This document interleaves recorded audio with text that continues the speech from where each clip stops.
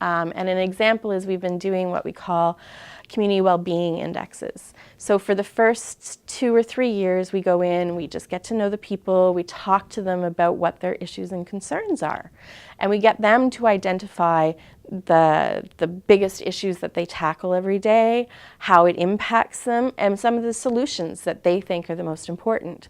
And then we help them turn those into a list of priorities. And then we go back, right? So we've spent 2 years just trying to figure out what the problems are, what the issues are. And then we go back and we say, okay, this is what we've managed to put together in terms of lists from the information you've given us. And we include a lot of the community's quotes and things like that. And so then the communities work with us to decide which ones they want to tackle first and how much those things impact their well-being. So let's say not having access to fresh water or not having access to education. These are usually 2 of the main issues, right? And so we say, okay, can you tell us how much this impacts your well-being, how much it impacts your children's well-being, and how we can work together to fix this issue. And so we get to know them, we sort out what the issues are, we get them to direct us in what needs to be done first, and how it should be done, and why it needs to be done.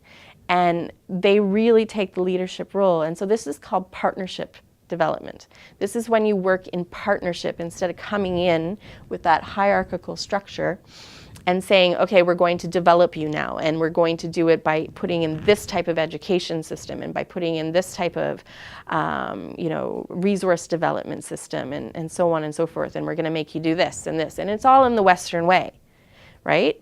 And the Western way is what got us into this position in the first place. Like I told you, we came from these beautiful societies that had, developed all of these democracy hundreds, maybe even thousands of years before the West had democracy, that had women voting hundreds and hundreds of years, if not thousands, before the West had women voting.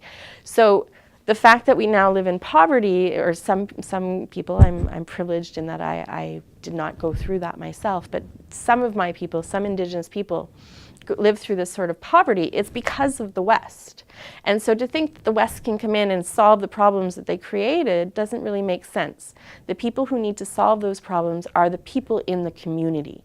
And the only way that can happen is if people who have more privilege, like academics, professors, researchers, who go into that community, develop these relationships, and provide a partnership model that gives a platform, a foundation for the community to really mobilize and take action and address the issues that quite often are not in any way of their making.